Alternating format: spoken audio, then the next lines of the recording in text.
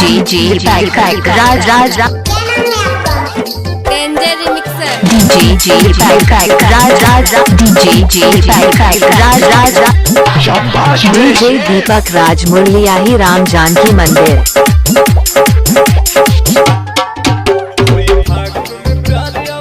आपका नाम क्या है? डीजे राज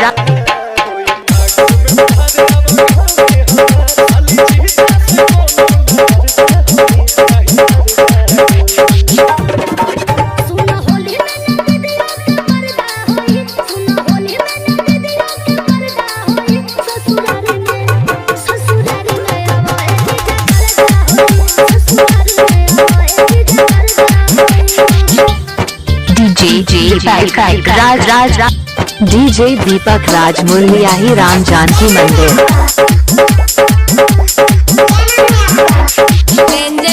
डीजे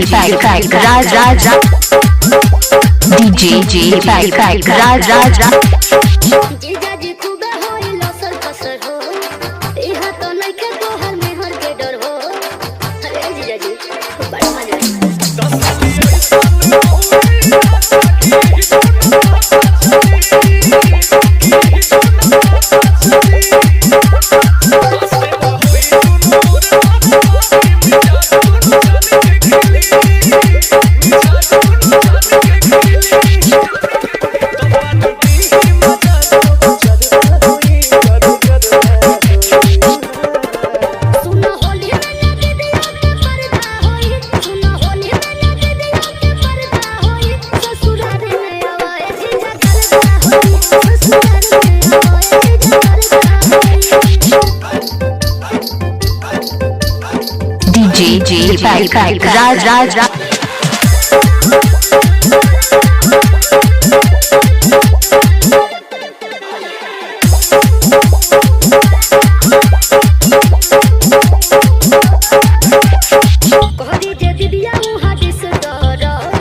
डीजे दीपक राज मुरलियाही राम जानकी मंदिर।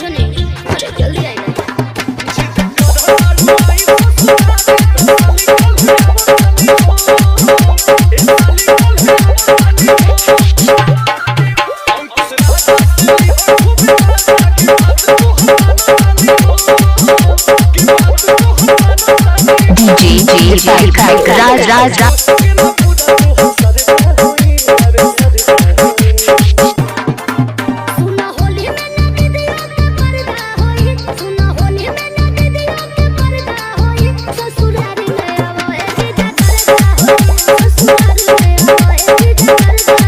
दीपक म्यूजिक मुरलियाही राम जानकी मंदिर। डीजे राज